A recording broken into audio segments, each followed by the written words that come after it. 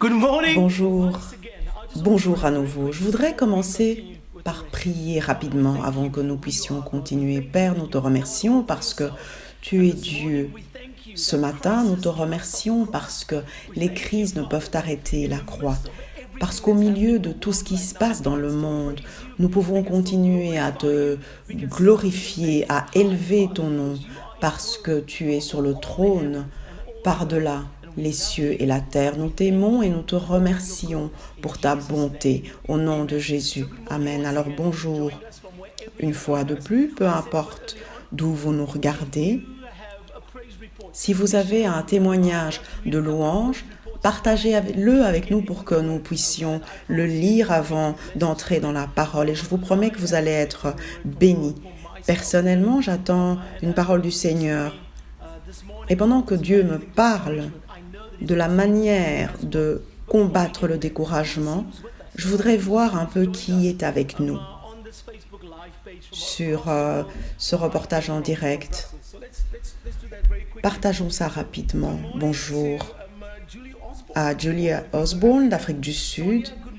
Bonjour à Sonia, Ian et toute la famille d'Afrique du Sud. Iris nous dit qu'elle adore louer ensemble avec nous. Dean nous dit qu'il se sent béni d'être en mesure de se joindre à nous. C'est le papa de Boyd et Ribka. Charlotte nous dit que Dieu est bon. Willem nous dit chantons ensemble parce que cela est bon de chanter ensemble pour le Seigneur. Si vous avez un témoignage de quelque chose que Dieu a fait pour vous, voilà, sachez que j'ai un petit retard, un petit décalage de quelques secondes. Alors, pendant que vous envoyez vos témoignages, je vais tout de même pouvoir le partager avec les autres. Je continue à lire. Toute la famille Arnett nous salue. Et je pense que cela inclut Elisabeth et Thomas. C'est bon de vous avoir. Pauline nous salue d'Angola. Et elle dit, c'est vraiment bon de nous rassembler.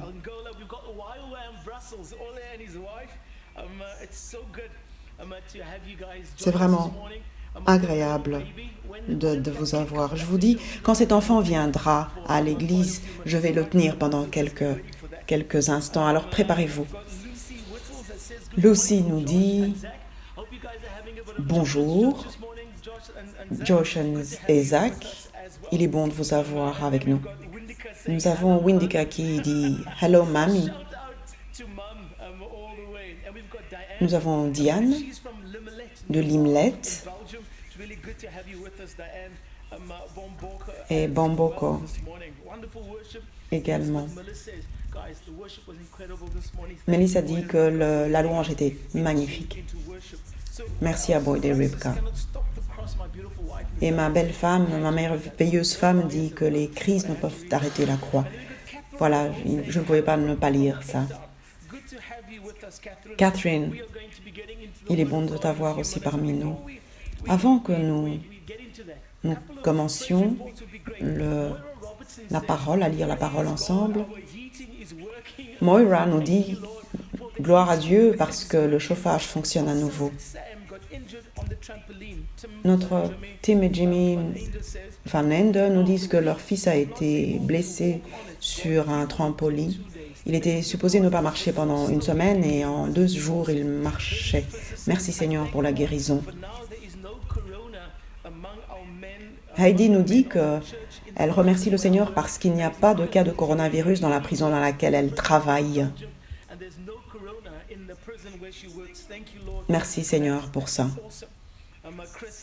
Chris nous dit on va toucher les cieux aujourd'hui. Et Patricia dit bonjour à tous. Et Barbara Barnett nous dit aussi qu'elle a vraiment aimé la louange. C'est vraiment agréable. Barbara, c'est la meilleure amie de ma belle-mère. Elle se joint à nous de Port Elizabeth. Voilà, quelques témoignages, quelques commentaires qui viennent de partout dans le monde. Oui, la présence de Dieu est avec nous et je sais que Dieu n'est pas limité par l'espace et par le temps. Peu importe où vous êtes, la Bible nous apprend que la plénitude de Dieu est avec nous. Là où vous vous trouvez, vous avez la plénitude du Saint-Esprit parce qu'il n'est pas là partiellement et il veut toucher ta vie avec un message d'espoir aujourd'hui. Quelques annonces pour ceux qui sont à Vineyard Brussels. Je vous invite à regarder notre page Facebook. Si vous n'avez pas encore liké notre page, faites-le et restez en contact avec ce que nous faisons en tant que famille. Voilà, ce sera tout. Il est presque 11 heures et aujourd'hui nous allons parler du combat contre le découragement. Faites-moi une faveur. Préparez votre cœur. Que vous soyez dans votre lit, dans votre fauteuil, que vous soyez debout, étendez votre main vers votre écran, que ce soit votre téléphone, votre iPad. Et prions ensemble rapidement pour que le Seigneur bénisse sa parole aujourd'hui. Père, nous te remercions parce que tu es avec nous. Ce n'est pas par notre pouvoir, mais par ton esprit. Aujourd'hui, au nom de Jésus, nous prions pour que ta joie nous touche, qu'elle touche nos cœurs, là où nous nous trouvons. Nous bénissons la lecture de ta parole pour qu'elle apporte l'espoir, la vie et la restauration au nom de Jésus. Amen. J'ai tellement de joie d'être avec vous à cet instant, de partager la parole avec vous. Et les versets que je vais lire aujourd'hui, c'est de 1 Samuel 30, verset 6. Je vais vous donner un contexte général.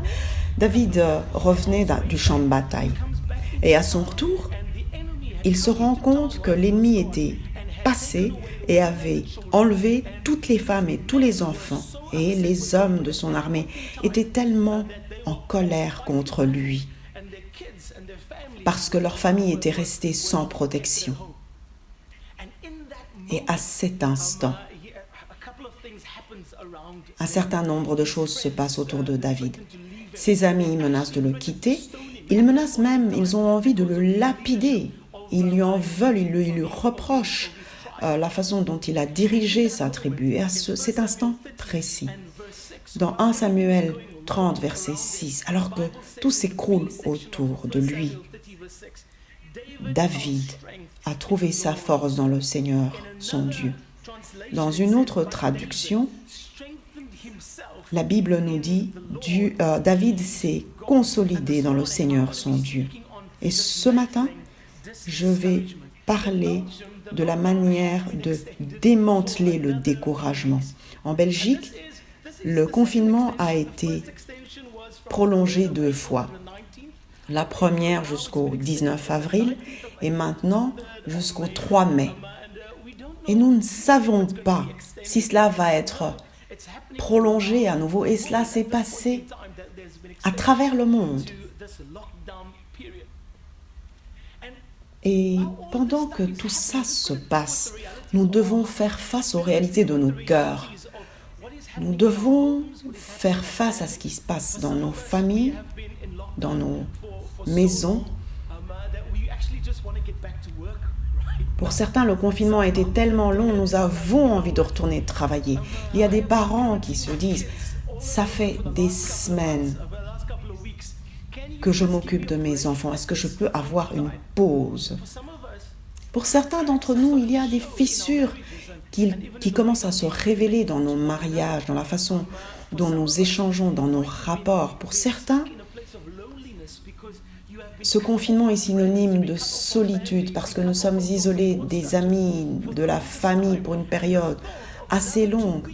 Alors la pensée d'avoir encore 2 semaines de confinement peut très rapidement amener un sentiment de découragement. On peut se demander, est-ce que je peux faire face à ça? Parce que le découragement, c'est quelque chose de très sournois. Parfois,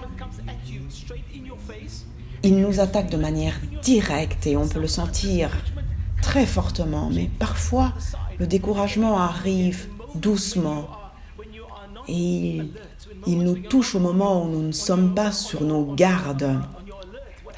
Et ce qui se passe à ce moment-là, il y a juste des paroles qui se glissent dans nos esprits. On se demande, et le découragement nous dit, est-ce que tu es capable de traverser, d'aller vers la nouvelle saison? Je voudrais vous dire qu'il est normal de faire face à nos émotions. Dans son livre, William Deal nous dit qu'il n'y a pas de personne sans émotion. Son livre s'intitule Des problèmes dans une vie spirituelle. Certains ont des émotions qui s'expriment doucement, calmement, de manière contrôlée, mais parfois de manière explosive. Et souvent, les chrétiens sont prisonniers de leurs émotions et sont déstabilisés par cela. Ma question aujourd'hui est de savoir, allons-nous demeurer prisonniers de nos émotions ou allons-nous nous dire que je sais que le découragement n'est pas un péché, mais ce n'est pas un lieu dans lequel je souhaite demeurer. C'est la manière dont nous traitons le découragement qui va déterminer notre vie spirituelle. Je voudrais regarder avec vous comment David a fait face au découragement pour savoir comment nous pourrons nous-mêmes faire face au découragement dans nos vies à cet instant. John Wesley, qui est le fondateur de l'Église méthodiste, a écrit un sermon il y a longtemps intitulé « Les dispositifs du diable, de Satan ». Premièrement, il essaye d'atténuer notre joie. Deuxièmement, il attaque notre paix. Troisièmement, il nous attaque, et certainement dans les moments de maladie ou d'incertitude. Est-ce que vous vous reconnaissez dans un des points que je viens de citer? Est-ce que vous vous dites à cet instant, ce n'est pas moi, je suis beaucoup plus joyeux que ça? Avez-vous l'impression que votre paix a été perturbée, que vous êtes sous stress, vous êtes anxieux? Est-ce que quand vous lisez un article, vous vous dites parfois « je ne peux plus supporter ce type de nouvelles concernant cette crise ». Peut-être que vous vous sentez attaqué, incertain, que vous vous demandez « où est Dieu à cet instant ?» Alors, la première chose qui a découragé David, c'est qu'il a dû faire face à une perte inattendue et très profonde, très dure. Je voudrais vous rappeler que en décembre de l'année dernière, je ne pensais pas au coronavirus et je suis sûre que c'est aussi le cas pour vous. Je me souviens qu'au 1er décembre, j'ai parlé du dimanche de la vision, de ce que nous allions connaître Dieu, que nous allions trouver notre liberté en lui, que nous allions trouver ce pourquoi il nous a mis sur cette terre. Et en janvier et en février, le coronavirus nous a frappés et je me suis dit, mais que se passe-t-il? Et cela est arrivé à David à ce point. Il revient à Ziklag et il se rend compte qu'il y a une perte sérieuse, que sa famille a été prise en captivité et ses hommes n'avaient plus confiance en lui. Et cela l'a découragé à ce moment précis. Deuxièmement, la Bible nous dit qu'il était confronté à une contrainte mentale, émotionnelle et physique. Et il devait faire face à cette chose très très difficile. Pour certains d'entre nous, nous nous battons depuis tellement longtemps. Pour certains, ils ne savent plus ce que c'est depuis longtemps que d'avoir des vacances. Et aujourd'hui, toute la vie est chamboulée à cause de cette crise du coronavirus. La fatigue est mentale et physique. dans cette situation particulière que nous vivons et cela peut être décourageant. Et la troisième chose qui a découragé David, c'est qu'il était seul. Ses amis voulaient se retourner contre lui. Et il avait besoin d'un réconfort intérieur. Et pour certains d'entre nous, nous sommes isolés dans nos maisons et nous avions des connexions auxquelles nous n'avons plus accès pour l'instant. Et cela nous met dans une situation où nous pouvons nous demander où est Dieu dans cette situation. En tant que chrétiens, nous avons tellement l'habitude d'être proches les uns des autres et cela crée un sentiment de perte dans nos vies. Et c'est là que Satan vient nous piquer et il dit « Quand pensez-vous que tout cela va changer ?» Voilà certaines des raisons pour lesquelles David était découragé. Mais ce que j'aime à propos de la parole, c'est que David n'est pas resté dans cet esprit de découragement. Et c'est ce que je voudrais vous dire ce matin. Vous n'êtes pas obligé de rester dans cet état d'esprit. Vous n'êtes pas obligé de vous laisser abattre, de demeurer anxieux. Parce que ce n'est pas ce que Dieu a préparé pour vous. Parce que vous êtes son enfant. Il nous appelle à vivre une vie de victoire. Même si nous traversons des difficultés, nous ne demeurons pas dans nos difficultés. Nous passons à travers les difficultés pour aller vers un lieu plus large de ce que Dieu réserve pour nous. Même si vous traversez des difficultés aujourd'hui, je voudrais vous donner de l'espoir. Parce que si on pleure la nuit, la joie arrive le lendemain matin.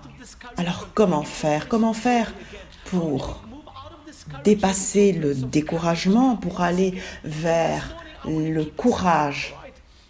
Aujourd'hui, je voudrais que ce soit très simple. Parfois, c'est vrai que nous avons nous nous emportons dans notre compréhension théologique.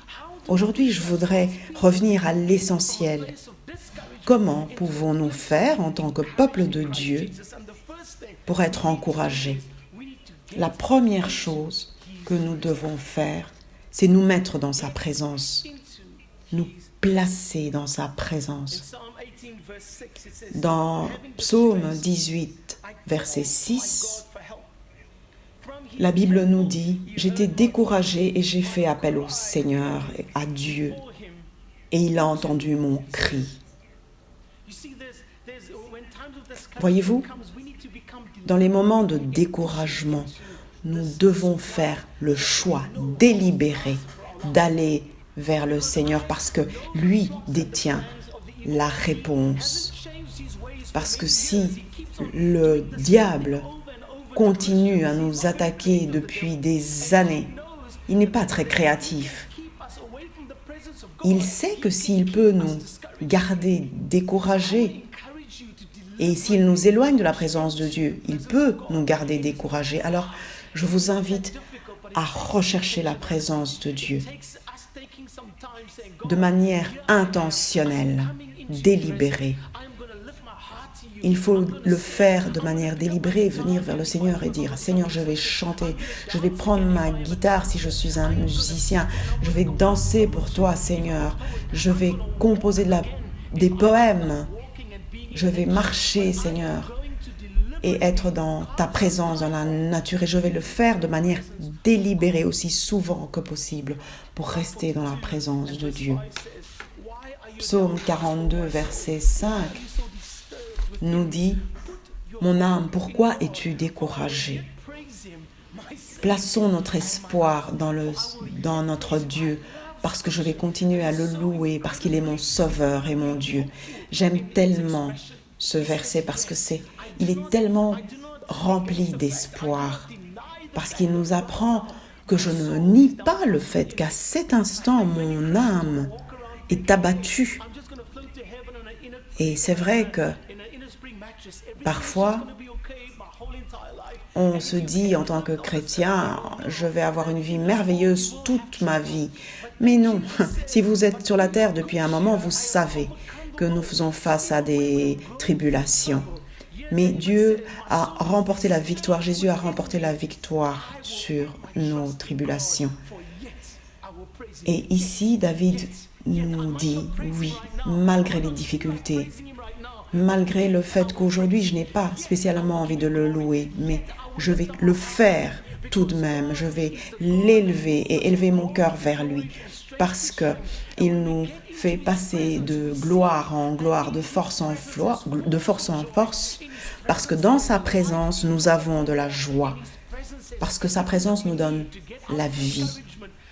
Il nous donne ce dont nous avons besoin pour passer du découragement au courage. La première chose que David a fait, il se mettait dans la présence de Dieu. Deuxièmement, nous devons rechercher le peuple de Dieu. David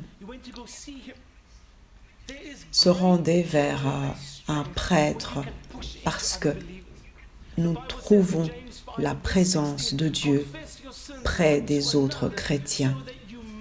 La Bible nous invite de confesser nos péchés les uns vers les autres pour pouvoir être réconfortés, parce que la prière d'un homme vertueux conduit vers la force.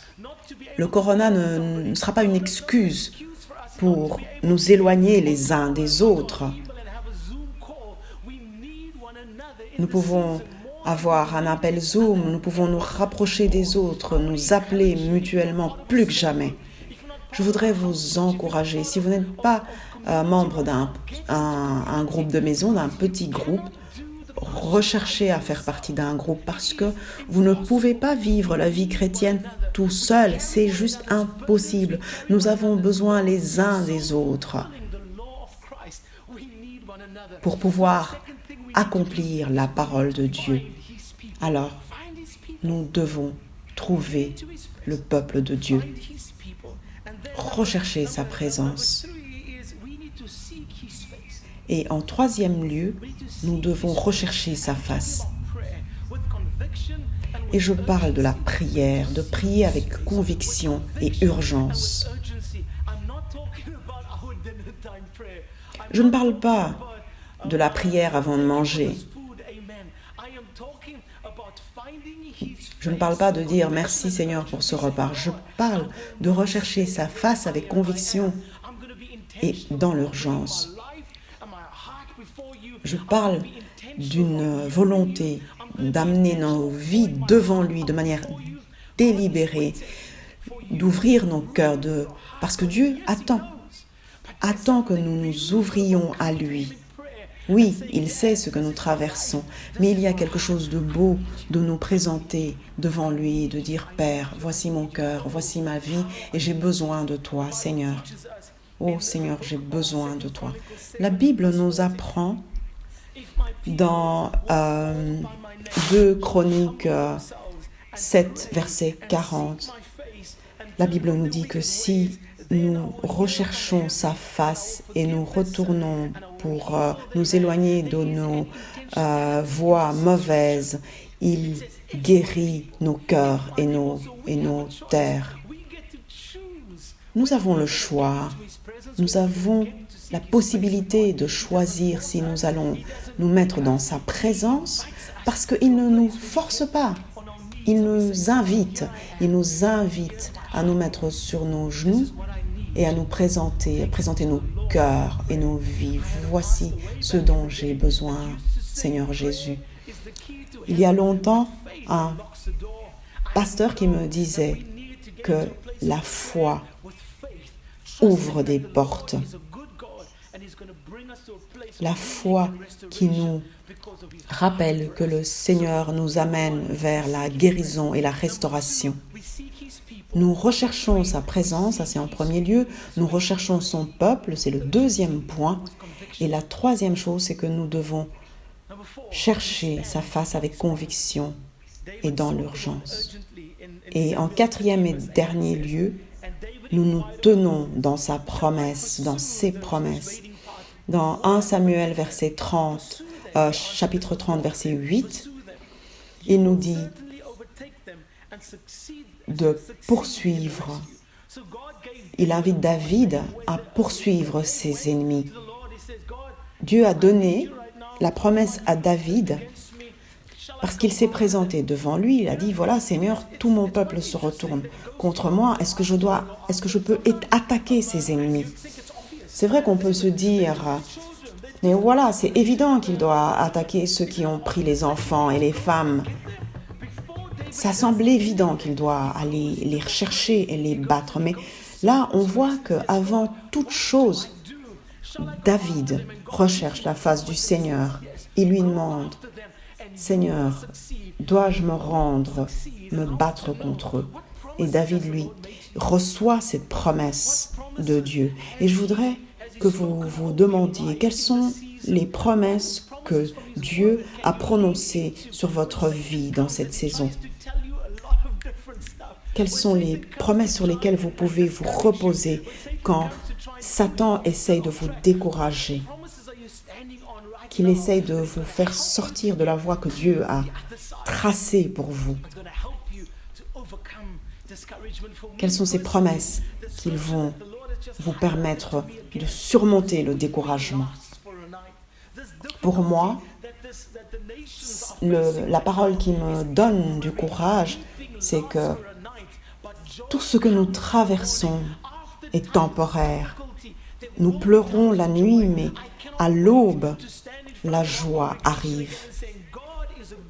Je ne peux pas vous dire à quel point j'attends avec joie d'être ensemble dans la congrégation pour que je puisse vous voir tout autour et voir toutes ces personnes qui auront traversé ces moments difficiles, que nous puissions à nouveau louer ensemble, que nous puissions dire, oui, nous pleurons la nuit, mais la joie arrive le lendemain matin. Le coronavirus n'empêchera pas notre Jésus à demeurer le roi des rois, parce qu'il continue à régner et la couronne qu'il porte règne sur l'univers, sur toutes les circonstances que nous traversons aujourd'hui. J'ai hâte d'être à nouveau ensemble dans la congrégation pour que nous puissions nous réjouir ensemble. Quelles sont ces promesses auxquelles vous vous accrochez qui vous donnent un peu de joie en ce moment, ces promesses qui nous font demeurer dans la confiance de Dieu? Demeurons dans ses promesses, parce que sa colère dure un instant, mais sa faveur dure toute notre vie. Réjouissons-nous. À l'aube, nous nous réjouirons. Et ce matin, je voudrais vous inviter à élever vos yeux vers le Seigneur, celui qui a créé le ciel et la terre. Plaçons notre espoir en lui et nous ne serons pas découragés, nous ne serons pas éloignés du chemin que les cieux ont tracé pour nous. Et nous allons voir sa volonté faite sur la terre comme aux cieux, parce que Dieu est pour nous. Et s'il est pour nous, qui peut être contre nous?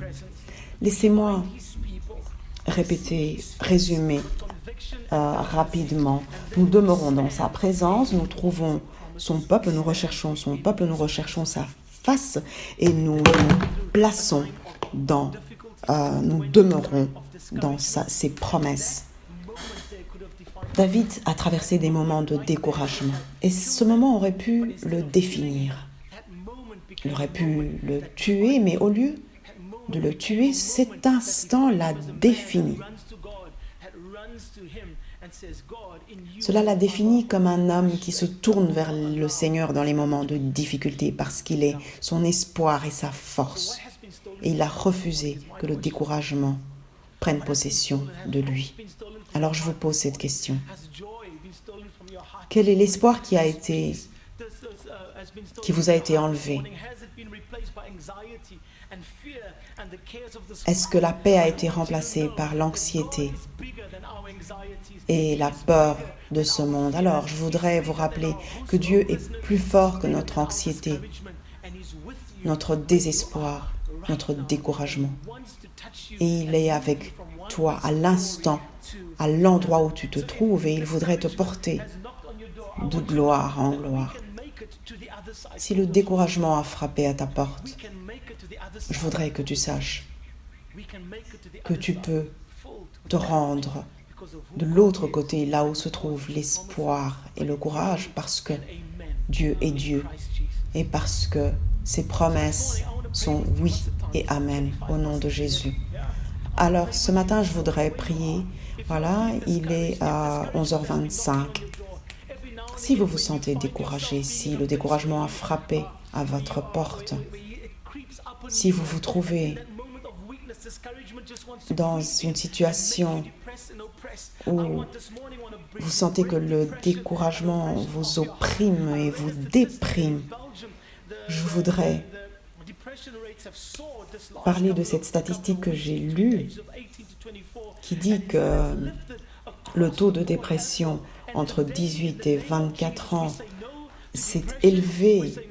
Et aujourd'hui, au nom de Jésus, nous disons non à la dépression, à l'oppression, à Satan qui vient pour nous décourager. Et nous disons que, au nom de Jésus, nous aurons la joie.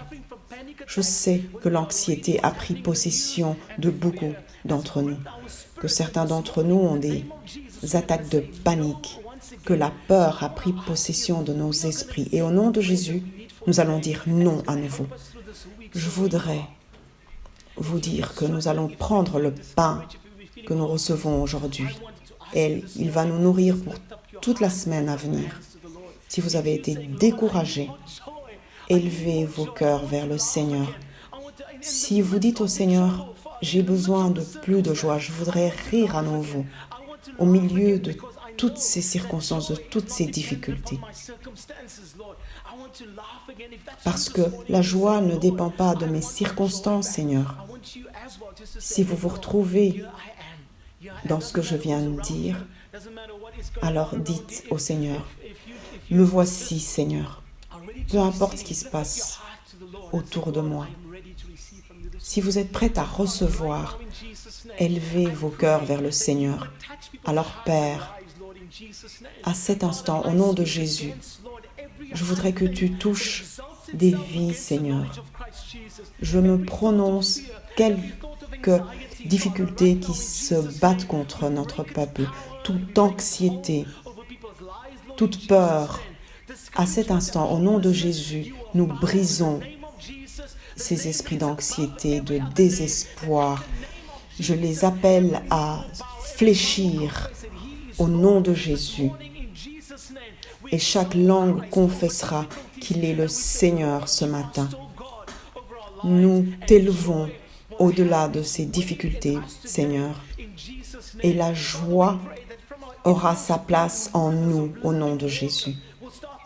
Père, nous parlons pour qu'il y ait des rivières de joie pour dépasser la volonté du malin, pour que nous ne soyons plus sujets aux peurs de la terre, aux peurs de ce monde, parce que nous t'appartenons, Seigneur, et nous allons voir ton royaume et ta volonté faite sur la terre comme aux cieux. Au nom de Jésus, ce matin, si vous écoutez et que vous n'avez pas encore donné votre vie au Seigneur, ceci est une opportunité pour le faire. Dites avec moi, Seigneur Jésus, je viens à toi et je confesse que je suis un pécheur. Je confesse que je me suis éloigné de ce que tu as préparé pour moi. Et je reviens vers toi pour que tu me pardonnes de mes péchés, pour que tu me reçoives comme enfant du Père dans les cieux. Et je fais le choix aujourd'hui de m'éloigner de mes anciennes manières de faire et je veux te servir et te suivre parce que je reconnais que tu es Dieu en toi. et j'ai besoin de ta présence dans ma vie. Si vous avez fait cette prière, envoyez-nous un message, un email, et nous allons continuer à marcher avec vous sur ce chemin pour que le Seigneur vous présente ce qu'il y a de mieux dans votre vie. Et nous allons continuer à prier pour vous. Merci de nous avoir rejoints. Et pendant que nous élevons le nom du Seigneur, enfants de Dieu, je voudrais que vous vous souveniez que la plénitude de Dieu vit avec vous. Je voudrais vous encourager à vous souvenir qu'il est l'espoir de la gloire. Nous ne nions pas le fait que nous traversons des difficultés, mais nous élevons Jésus par-dessus nos difficultés. Et parce que tu vis, nous pouvons faire face au lendemain, au nom de Jésus. Je vous bénis, chère famille. Je vous bénis d'avoir écouté, de nous avoir rejoints ce matin et continuez à être fidèles dans votre service au Seigneur. Merci de continuer à faire ce qu'il vous demande. Soyez bénis. Continuez à nous suivre sur Facebook. Si vous avez besoin d'être connecté à d'autres ce matin, envoyez un message à Sonia à l'email Spread Love. Rejoignez-vous à nous, à d'autres groupes si vous voulez commencer un petit groupe, si vous voulez commencer un groupe en ligne. Nous allons vous encourager. Nous allons vous équiper pour pouvoir le faire. Alors, nous avons besoin les uns des autres cette semaine. Alors, écrivez-nous pour que nous puissions continuer à faire son œuvre, continuer à sourire. Avec Jésus dans votre bateau, vous pouvez sourire face à la tempête. Soyez bénis. Ayez une excellente semaine. Au revoir.